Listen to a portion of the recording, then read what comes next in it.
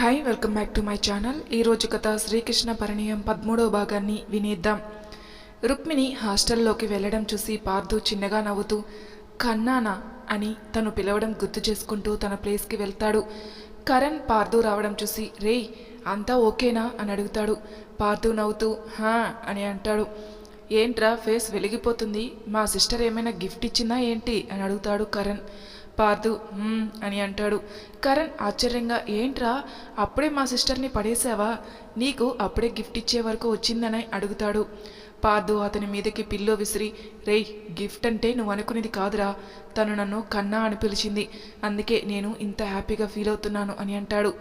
కరణ్ ఆహా Nick name పెట్టే వరకు వచ్చిందంటే బండి పట్టాలెక్కినట్టేరా అని అంటాడు.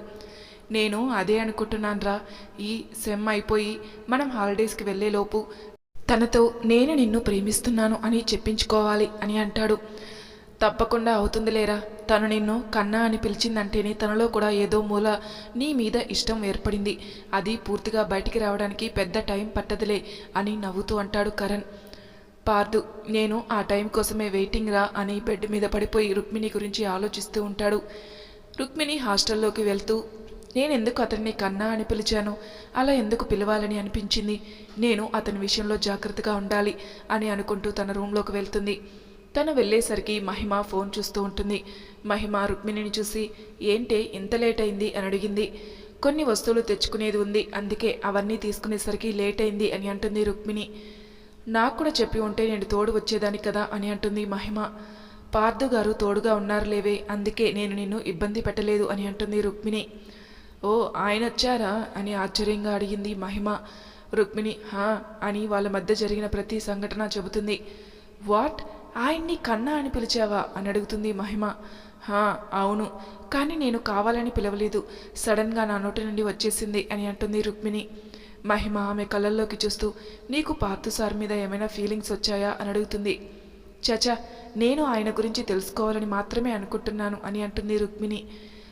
కానీ నాకు అలా అనిపించడం లేదు, ఒక రోజుకి నువ్వు ఆయనకి ఇంప్రెస్ అయిపోయినట్టు అనిపిస్తుంది అని అంటుంది మహిమ.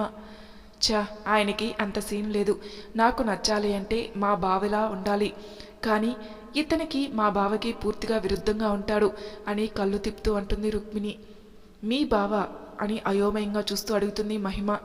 రుక్మిణి బాత్రూంలోకి వెళ్తూ అవును, మా బావంటే నాకు చాలా ఇష్టం అని నవ్వుతూ చెప్పి బాత్రూమ్ డోర్ క్లోజ్ చేస్తుంది. మహిమకి రుక్మిణి బిహేవియర్ ఏమాత్రం అర్థం కాదు. రుక్మిణికి వాళ్ళ బావంటే ఇష్టమా, మరి ఇప్పుడు పార్థు సార్తో ఎందుకు క్లోజ్ అవుతుంది, వాళ్ళ బావంటే ఇష్టమైనప్పుడు సార్తో ఎందుకు సావాసం చేయడం, ఈ పిల్ల ఏంటో అర్థం అవ్వడం లేదు అని రుక్మిణి బిహేవియర్ గురించి ఆలోచిస్తూ ఉంటుంది. రుక్మిణి ఫ్రెష్ అప్ అయి మహిమని చూస్తూ తిన్నావా అని అడుగుతుంది. మహిమ నువ్వు వెళ్ళి తినేసిరా అని అంటుంది. రుక్మిణి లేదే, నాకు ఆకలిగా లేదు అని ఫోన్ తీసుకుని బాల్కనీలోకి వెళ్ళి అచ్యుత్కి కాల్ చేస్తుంది.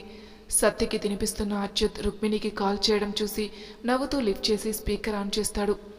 హలో బావా, సత్యకి ఎలా ఉంది అని అడుగుతుంది రుక్మిణి. నేను బానే ఉన్నాను రుక్మిణి అని అంటుంది సత్య. సత్య నువ్వేనా, నిన్న మీతో మాట్లాడడం కుదరలేదు అందుకే చేయలేదు, ఏమనుకోకండి అని అంటుంది రుక్మిణి. చాచా అలా ఏం లేదు అని అంటుంది సత్య. నీ కోసం నేను కొన్ని థింగ్స్ తీసుకున్నాను, ప్రెగ్నెన్సీలో అవి తింటే మంచిదని నెట్లో చూశాను, బావని రేపు నన్ను ఒకసారి కలవమని చెప్పు, అవన్నీ ఇస్తాను అని అంటుంది రుక్మిణి. అదేదో నువ్వే చెప్పు అని నవ్వుతూ అంటుంది సత్య. బావ పక్కనే ఉన్నాడా, అయితే ఫోన్ బావకివ్వు అని అంటుంది రుక్మిణి. పక్కనే ఉండడం కాదు, నాకు తినిపిస్తూ ఉన్నాడు, ఫోన్ స్పీకర్లోనే ఉంది అని అంటుంది సత్య. రుక్మిణి ఓ అవునా అని అంటూ ఏం బావా, నీ భార్యకి సేవలు చేస్తున్నావా అని నవ్వుతూ అడుగుతుంది. అంత లేదు, నేను నా బేబీకి తినిపిస్తున్నాను, దీనికి అంత సీన్ లేదు అని నవ్వుతూ అంటాడు అచ్యుత్. సత్య అచ్యుత్ అని చిరుకోపంగా అంటుంది. రుక్మిణి నవ్వుతూ సరేలే, మీ ప్రైవేట్ స్పేస్ని డిస్టర్బ్ చేసినట్టున్నాను, మీరు ఎంజాయ్ చేయండి, రేపు నన్ను కలవడం మాత్రం మర్చిపోకు అని అంటుంది. అచ్యుత్ అలాగే అని అంటాడు. రుక్మిణి గుడ్ నైట్ అని చెప్పి కాల్ కట్ చేసి ఆకాశంలోకి చూస్తూ ఉంటుంది. ఏంటే ఏదో ఆలోచిస్తున్నావు అని తన వెనక నిలబడి అడుగుతుంది మహిమ. ఏం లేదు మహి, జస్ట్ ఆకాశాన్ని చూస్తున్నాను అని అంటుంది రుక్మిణి. రుక్మిణి పార్థు సార్కి నీ మీద రోజు రోజుకి ఫీలింగ్స్ పెరుగుతూ ఉంటాయి, నువ్వు ఆయన మీద నీకున్న ఫీలింగ్స్ ఏంటో క్లియర్గా చెప్పు అని అంటుంది రుక్మిణి. మహిమ రుక్మిణికి తను ఎందుకు సడన్గా అలా మాట్లాడుతుందో తెలియక, ఏంటి సడన్గా అతని గురించి మాట్లాడుతున్నావు అని అడుగుతుంది. నాకు నీ బిహేవియర్ మంచిగా అనిపించడం లేదు రుక్మిణి, అందుకే చెబుతున్నాను అని అంటుంది మహిమ. రుక్మిణి అయోమయంగా ఆమెను చూస్తుంది. నువ్వు అతను అంటే ఇష్టం లేదు అని అంటూనే అతనితో తిరగడం చేస్తే అతనిలో ఫీలింగ్స్ ఎక్కువ అవుతాయి కదా, మళ్ళీ నువ్వు ఇష్టం లేదంటే అతను అప్పుడు చాలా సఫర్ అవుతాడు కదా అని అంటుంది మహిమ. నేను తప్పు చేస్తున్నానని అంటున్నావా అని అడుగుతుంది రుక్మిణి.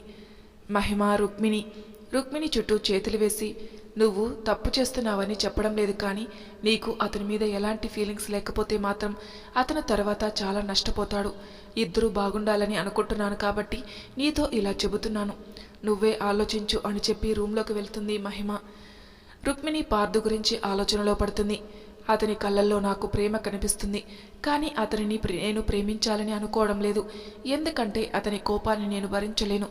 మహిమ అన్నది నిజమే, నాకు ఇష్టం లేదు అన్నప్పుడు అతనిలో ఆశలు రేపడం కరెక్ట్ కాదు. అతనికి నా మనసులో మాట క్లియర్గా చెప్పాలి, మేమిద్దరం ఒకరికి ఒకరు సెట్ కామని చెప్పాలి అని అనుకుంటూ ఉంటుంది. పార్థు రుక్మిణిని పికప్ చేసుకోవడానికి తన హాస్టల్ దగ్గరికి వెళ్తాడు. రుక్మిణి రెడీ అవుతూ తనని తాను అద్దంలో చూసుకుంటూ, అతను నా కోసం వస్తానని చెప్పాడు కదా, ఈరోజే అతనికి అర్థమయ్యేలా చెబుతాను అని అంటుంది.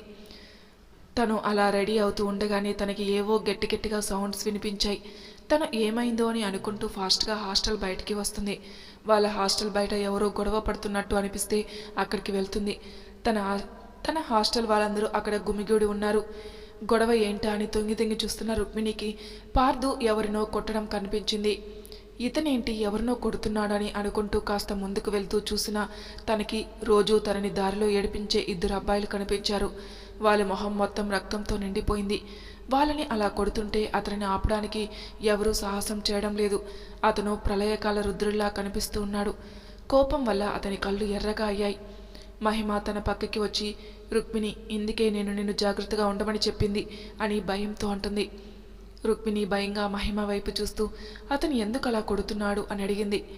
నేను టెంపుల్ నుండి వస్తుంటే నన్ను ఏడిపించారు, నీ గురించి కూడా అడుగుతూ టీచ్ చేస్తూ ఉంటే పార్థు గారు వచ్చారు. వాళ్ళు నన్ను టీచ్ చేస్తూ ఉండడం చూసి వాళ్ళకి వార్నింగ్ ఇచ్చి నన్ను ఏమైంది అని అడిగారు. నేను నన్ను వీళ్ళు రోజు కామెంట్ చేస్తున్నారని చెప్పాను. నన్ను అన్నందుకు వాళ్ళని జస్ట్ వార్నింగ్ ఇచ్చి వదిలేశాడు, కానీ నిన్ను అన్నారని తెలిసాక ఇదిగో ఇలా అయిపోయారు అని పార్థుని చూపిస్తూ అంటుంది మహిమ. జస్ట్ టీచ్ చేసినందుకే ఇలా చచ్చిపోయేలా కొట్టాలా అని కంగారుగా అంటుంది రుక్మిణి. మహిమ ఏదో చెప్పేలోపు పార్థు గట్టిగా అరుస్తూ ఏదో చెప్పడం వినిపించి అతని వైపు చూస్తారు. రేయ్, అమ్మాయిని ఏడిపించడం తప్పు కాదురా, కానీ హద్దులు దాటి ఏడిపించడం చాలా తప్పు. పైగా నాకు సంబంధించిన మనిషి జోలికి వెళ్లారు, మిమ్మల్ని వదలను, చంపేస్తాను అని ఒక అతని చేయి పట్టుకుని కోపంగా చూస్తూ అతని చేయిని విరిచేయబోయాడు పార్థు. రుక్మిణికి అతను ఏం చేస్తున్నాడనేది అర్థమై, పార్థు గారు ఏం చేస్తున్నారు అని అంటూ కంగారుగా అతని దగ్గరికి వెళ్ళి అతనిని ఆపే ప్రయత్నం చేసింది. ఆమె అలా చేయడం చూసి అక్కడ వాళ్ళందరూ ఆశ్చర్యపోయారు. అతని కోపానికి బలి కావాల్సింది వస్తుందేమో అని అతనిని కదిపే ప్రయత్నం ఎవరూ చేయరు. అలాంటిది తను అలా చేయడం అక్కడ అందరినీ ఆశ్చర్యానికి గురి చేసింది. పార్థు పట్టుకున్న అతను నొప్పికి విలవల్లాడుతూ ఉన్నాడు. అతన్ని చూసి, పార్థు గారు అతన్ని వదలండి, పాపం చచ్చిపోయేలా ఉన్నాడు, వదలండి అని అతని చేతిని విడిపించే ప్రయత్నం చేస్తుంది. పార్థు ఆమెను ఏమాత్రం పట్టించుకోకుండా అతను చేయి విరవబోతుంటే, కన్నా ఆగు అని గట్టిగా అరుస్తూ పార్థుని హత్తుకుంది రుక్మిణి.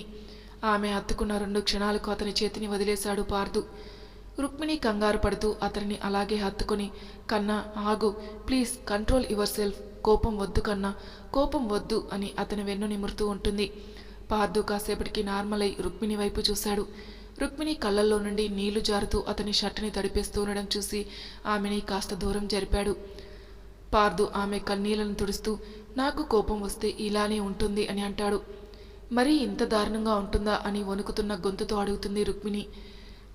అని కళ్ళు ఆర్పాడు పార్థు. నా వాళ్ళ జోలికి ఎవరైనా వస్తే నేను ఇలానే రియాక్ట్ అవుతాను అని ఆమె భుజాలు పట్టుకొని అంటాడు పార్థు. రుక్మిణి అతని నుండి విడిపించుకొని ఏడుస్తూ హాస్టల్లోకి వెళ్ళింది. పార్థు రుక్మిణి అని ఆమె వెనక వెళ్ళబోయాడు, కానీ అతని షర్టు ఇంకా చేతులు మొత్తం ఎర్రగా రక్తం అంటి ఉన్నాయి. ఇప్పుడు అతను అలా వెళ్తే తను ఇంకా భయపడుతుందని అనుకుని ఫ్రెష్ అప్ అవ్వడానికి తిరిగి వెళ్ళాడు. రుక్మిణి తన రూంలోకి వెళ్ళి బెడ్ మీద కూర్చుంది. తనకి పార్థు కోపంలో ఊగిపోవడం కనిపిస్తూ ఉంది. ఆ టైంలో అతని మొహం ఎలా ఉంటుందో గుర్తు చేసుకుంటే చాలు తనకి ఒళ్ళంతా చెమటలు పడుతున్నాయి. వద్దు, నాకు ఇతను వద్దు అని అనుకుంటూ పెరిగే తన గుండె సవ్వడిని కంట్రోల్ చేసుకోవడానికి ట్రై చేస్తుంది. కానీ తన వల్ల కావడం లేదు. తనకి బాగా కళ్ళు తిరగడం స్టార్ట్ అయింది. వాటర్ తాగడానికి గ్లాస్ చేతిలో తీసుకోవడానికి కూడా తన చేతులు వణికాయి. అలానే బెడ్ మీద పడిపోయింది. తను ఎలా ఉందో చూడడానికి మహిమకి చలనం లేకుండా బెడ్ మీద పడిపోయిన రుక్మిణి కనిపిస్తుంది. రుక్మిణి, రుక్మిణి అని అంటూ తన దగ్గరికి వెళ్తుంది మహిమ. తనని తాకి చూస్తుంది. ఆమె ఒళ్ళంతా చాలా చల్లగా అయిపోయింది. ఓ గాడ్, పార్థు గారిని చూసి చాలా భయపడినట్టుంది. భయం వల్ల ఫెయింట్ అయిపోయిందని అనుకుంటూ పక్కన ఉన్న వాటర్ బాటిల్ తీసుకుని తన మీద నీళ్లు చల్లి రుక్మిణి, రుక్మిణి అని చెంప మీద తడుతూ ఉంటుంది మహిమ. మెల్లగా స్పృహలోకి వచ్చిన రుక్మిణి మహిమని చూసి ఇంతకు ముందు వరకు జరిగింది గుర్తు చేసుకుని మహి అని అంటూ తనని హత్తుకుని ఏడుస్తూ ఉంటుంది. మహిమ తనని ఓదార్చుదు, రుక్మిణి కూలవు, ఏం కాలేదు, నువ్వు భయపడి ఇప్పటికే ఫేట్ అయిపోయావు, ముందు నార్మల్ అవ్వు అని అంటూ ఉంటుంది. రుక్మిణి తలవైపు చూస్తూ రక్తం వచ్చేలా కొట్టాడు మహి. పాపం, వాళ్ళు మరీ అంతలా కొట్టాలా అని వణుకుతూ తడబడుతూ అడుగుతుంది. మహిమ రుక్మిణి చెంప మీద చెయ్యి వేసి, నువ్వు చూసింది చాలా తక్కువ రుక్మిణి. అతని కోపం పూర్తిగా నీకు తెలియదు.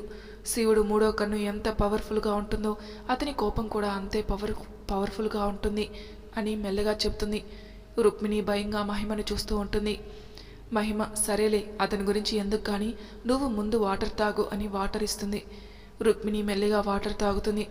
మహిమ తన వైపు చూస్తూ, నీకు పార్థు సార్ అంటే ఎంత ఇష్టమో నాకు ఇప్పుడు బాగా తెలిసింది అని అంటుంది. రుక్మిణి అయోమయంగా తనని చూస్తుంది. మరి తర్వాయి భాగంలో ఏం జరుగుతుందో నెక్స్ట్ ఎపిసోడ్లో తెలుసుకుందాం.